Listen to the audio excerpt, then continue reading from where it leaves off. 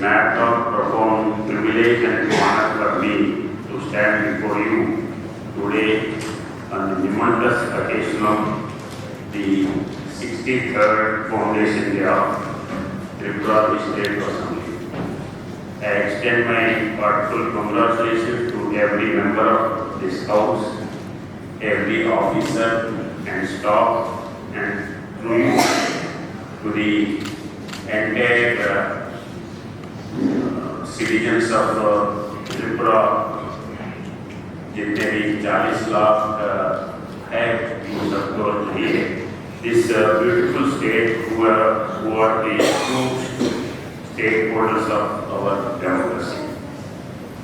63 years ago, on the 1st July of 1963, a significant chapter in the democratic history of our nation was written right here in Tripura. It was on this day that the Tripura Editorial Council was dissolved and the Tripura Legislative Assembly was formed. For the first time, the people of Tripura were given a popular ministry and a fully elected assembly to voice their aspirations and shape their history. The journey from being a princely state that merged with the Indian Union on 15th October 1949 to becoming a union territory with a 30-member assembly in 1963 and finally attaining full statehood on 21st January 1972 is a testament to the democratic spirit and the unwavering will of the people of Tripura. As we celebrate today, we must also bow our head in gratitude to those who fought to preserve Tripura's separate identity. When the State's Reorganization Commission recommended the merger of Tripura with Assam, the people of this land rose with one voice. The Swatantra Tripura Committee led a powerful movement, and it was in July 1956 that the Lok Sabha finally decided to retain Tripura as a separate entity. This victory was not just political, it was a victory for the unique culture, heritage, and aspirations of the people of Tripura. That struggle laid the very foundation upon which this August House stands today. My dear colleagues, a legislative assembly is often called the temple of democracy. But what makes this temple truly sacred is not its walls or its chambers. It is the spirit of the people who habitate it. I have had the honor of addressing this house during the budget session.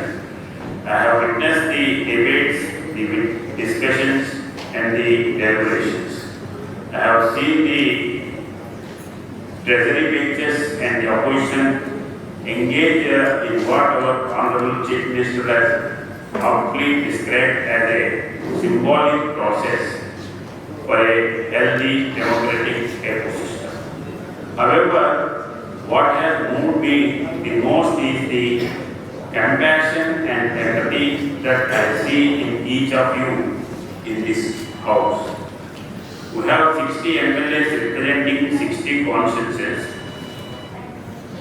Each of you carries the hope of the dreams of the joys and the sorrows of lakhs of people.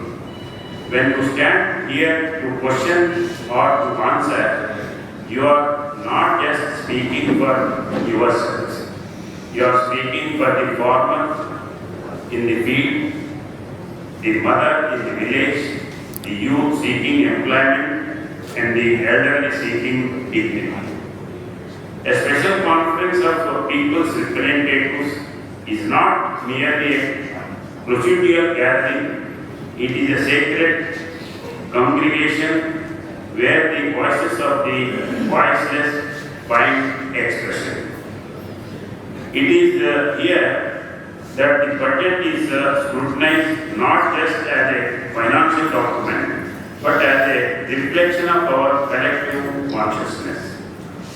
It is here that we decide how to allocate resources to ensure that Antyodaya, the upliftment of the last person, remains our guiding principle. I am deeply heartened to see that today's program includes a tree plantation drive and a flood donation camp.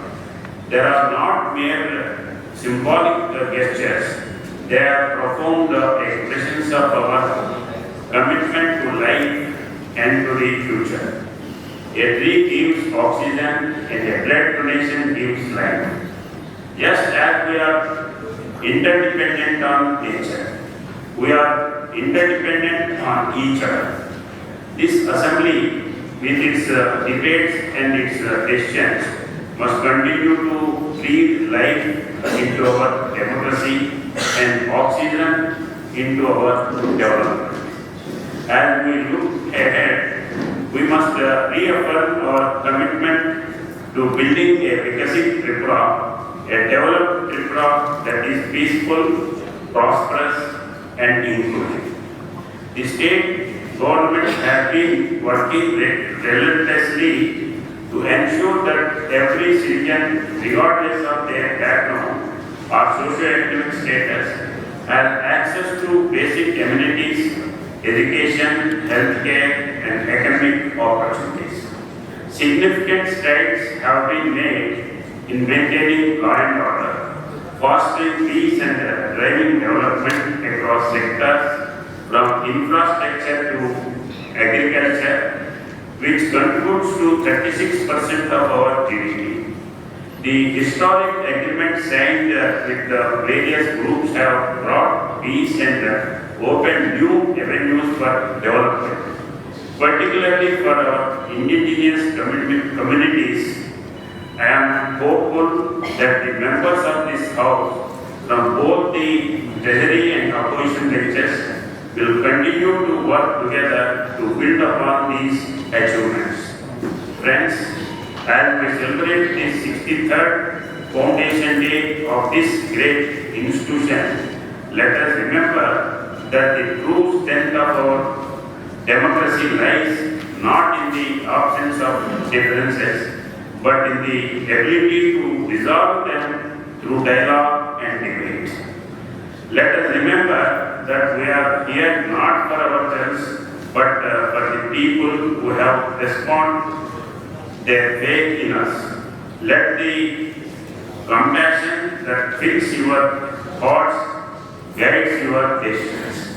Let the empathy that you feel for the common man shape your policies, and let the spirit of service and brought to you this house keep you grounded and dedicated.